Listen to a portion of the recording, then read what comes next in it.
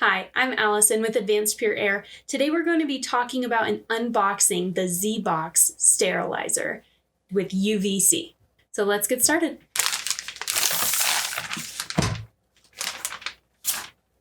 All right, so now we're going to go ahead and open it up. First, you're going to find the user manual. It has a ton of information on the correct way to use the ZBOX.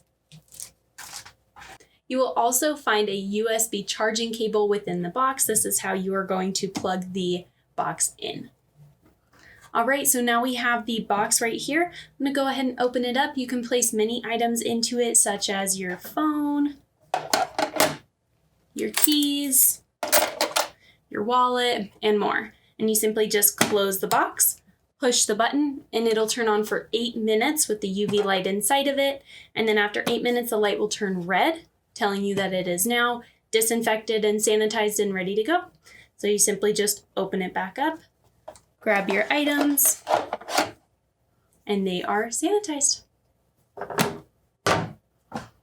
Thank you for watching. If you have any questions at all about the ZBOX, go ahead and give us a call at 888-601-5886 or visit our website at advancedpureair.com. Thanks for watching.